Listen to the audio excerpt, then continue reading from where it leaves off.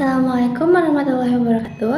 Perkenalkan, nama saya Intan Berliana Hermansyah dengan NIM 240130221016 dari kelompok 5 mata kuliah pengantar akuntansi 1, program studi akuntansi Fakultas Ekonomi dan Bisnis Universitas 11 April Sumedang.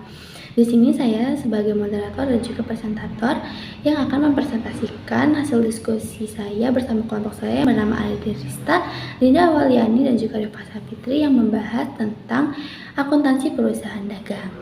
Pertama-tama saya akan menjelaskan apa itu perusahaan dagang. Perusahaan dagang merupakan suatu perusahaan yang aktivitas utamanya membeli barang dagangan lalu menjualnya kembali kepada konsumen tanpa merubah hasil dari barang tersebut. Lalu dalam akuntansi perusahaan dagang terdapat pengukuran laba rugi dan juga penyelesaian siklus akuntansi. Dalam pengukuran laba rugi terdapat penjualan, harga pokok penjualan, laba kotor, beban operasi, dan juga laporan laba rugi. Sedangkan dalam penyelesaian siklus akuntansi terdapat penggunaan neraca lajur, menyiapkan laporan keuangan, jurnal penyesuaian dan juga penutupan, lalu neraca saldo setelah penutupan, dan juga bentuk-bentuk laporan laba rugi. Selanjutnya, karakteristik dari perusahaan dagang. Yang pertama, pendapatan utamanya berasal dari hasil penjualan barang dagangan. Yang kedua, biaya utamanya berasal dari harga pokok penjualan. Yang ketiga, akuntansinya itu terdapat akun persediaan barang. Yang keempat, merupakan perantara antara produsen dan juga konsumen atau bisa juga disebut sebagai distributor. Yang kelima, barang yang dijualnya tidak ada perubahan dari produsen. Yang keenam atau yang terakhir, tujuan utamanya itu mencari laba dengan harga lebih tinggi dari harga asli barang yang dijualnya. Lalu, transaksi utama yang terjadi dalam perusahaan dagang adalah pembelian dan juga penjualan barang dagang. Selanjutnya, saya akan memaparkan materi laporan keuangan. Laporan keuangan adalah laporan yang menunjukkan kondisi finansial suatu perusahaan pada periode tertentu, yaitu terdiri dari laporan laba rugi, laporan perubahan ekuitas, dan neraca. Laporan laba rugi pada perusahaan dagang terdiri dari dua bentuk, yaitu bentuk bertahap dan bentuk langsung. Sedangkan pada perusahaan jasa hanya ada satu bentuk laporan laba rugi saja. Laporan laba rugi tidak langsung berisi beberapa bagian. Yang pertama, penjualan. Total jumlah yang dibebankan kepada pelanggan atas barang yang terjual, baik penjualan kas maupun kredit, dilaporkan dalam bagian ini. Yang kedua, beban pokok penjualan juga bisa disebut cost of goods sold atau cost of sales.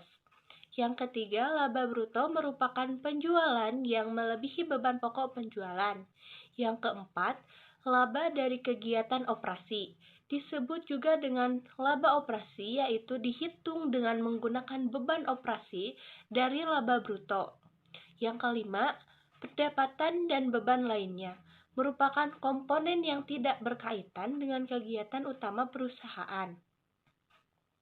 Laporan laba rugi bentuk langsung menekankan jumlah pendapatan dan jumlah beban sebagai faktor yang menentukan laba neto, yaitu laporan ekuitas pemilik dan laporan posisi keuangan.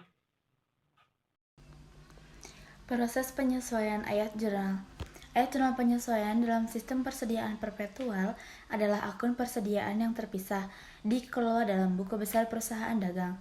Namun, kehilangan persediaan karena pencurian toko atau kesalahan dalam perhitungan atau pencatatan persediaan, akibatnya perhitungan persediaan secara fisik yang dilakukan pada akhir periode dapat berbeda seperti yang ditunjukkan oleh saldo akun persediaan. Lebih besar dari jumlah keseluruhan barang yang dihitung dalam perhitungan fisik. Selisih tersebut sering dinamakan penyusutan persediaan atau kehilangan persediaan. Istilah penyusutan di sini berbeda dengan penyusutan depreciation atau pada aset tetap. Selanjutnya saya akan menjelaskan tentang ayat jurnal penutup. Ayat jurnal penutup untuk perusahaan dagang sama dengan ayat jurnal penutup untuk perusahaan jasa. Ayat jurnal yang menutup akun-akun diantaranya yang pertama, akun sementara dengan saldo ke akun itisar laba rugi. Ayat jurnal kedua dengan saldo debit termasuk retur dan potongan penjualan, diskon kredit seperti penjualan dan harga pokok penjualan ke akun itisar laba rugi. Ayat jurnal ketiga, akun netizen laba rugi ke akun modal pemilik. Ayat jurnal keempat, penutup penarikan oleh pemilik ke akun modal pemilik. Setelah ayat jurnal penutup dapat disiapkan untuk memeriksa kesamaan antara debit kredit, akun-akun yang perlu muncul dalam daftar saldo ini hanyalah akun aset, kontra aset, kewajiban, dan modal pemilik beserta saldonya.